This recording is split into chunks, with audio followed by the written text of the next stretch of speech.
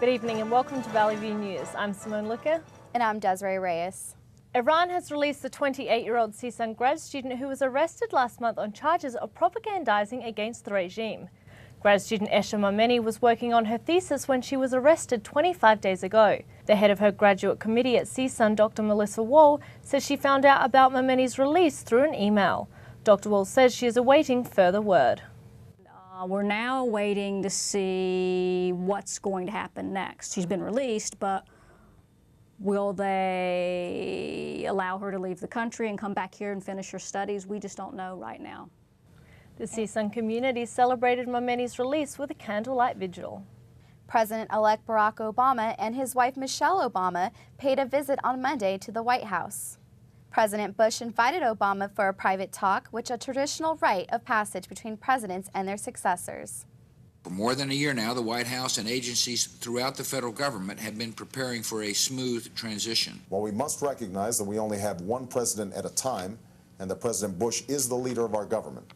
I want to ensure that we hit the ground running on January 20th because we don't have a moment to lose.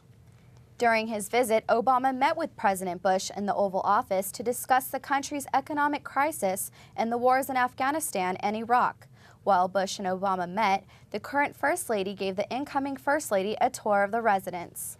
This wasn't Obama's first time at the White House, but it was his first time in the Oval Office.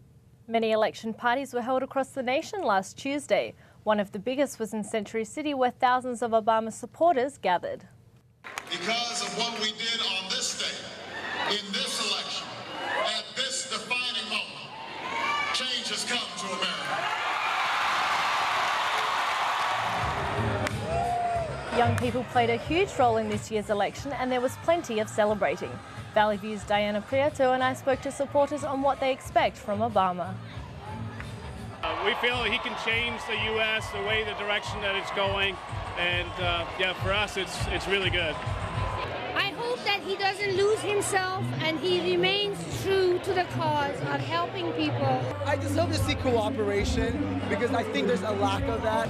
He's going to make our country the best country in the world, both internally as well as to the foreign countries of the world. Well, hopefully he gets a start on making good on his promises, and I think he's going to live up to those. Obama is going to listen to people and come up with the right decisions. That's something McCain would not do.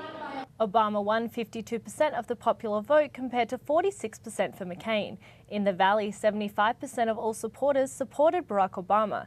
Broken down, 74% of whites voted for Obama, 76% of Latinos, 83% of Asians, and 100% of blacks.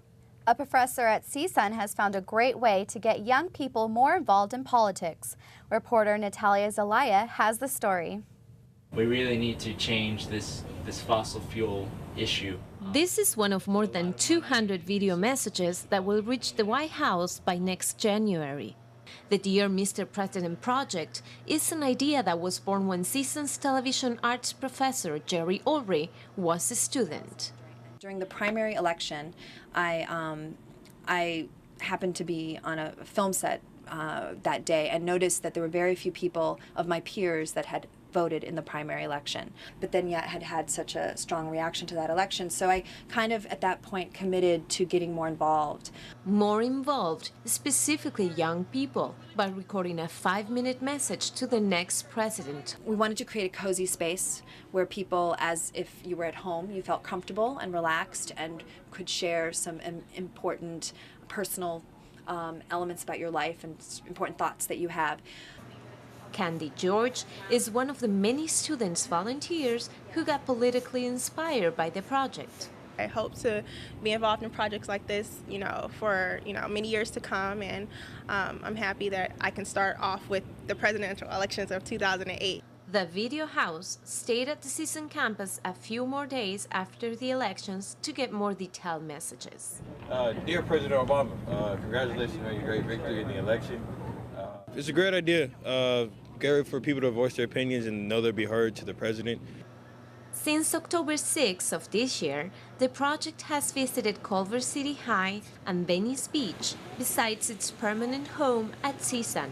I hope that each person who's entered the video house has enjoyed the opportunity to reflect and to share and to speak.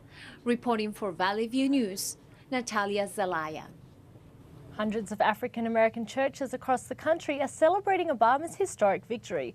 Church members at First AME Church in Los Angeles are happy and joyful. First AME Church pastor John Hunter is celebrating along with his church community. Barack Obama, thank you, America! A record number of African Americans voted this past election day. He needs our participation. Church leaders are saying African Americans have high expectations for the new president-elect, but Pastor Hunter is reminding his flock not to expect economic miracles from Obama, but rather to be patient and hopeful. AME is the oldest African American church in Los Angeles. President-elect Obama is planning to close Guantanamo Bay prison and have dozens of terrorism suspects shipped to the U.S. to face trial. During his campaign, Obama said the U.S. legal system is equipped to handle the detainees. Under his plan, some detainees would be released, but many others would be prosecuted. Governor Schwarzenegger says he hopes Proposition 8 will be overturned. Prop 8 bans same-sex marriage in California. The governor told opponents of the proposition not to give up the fight.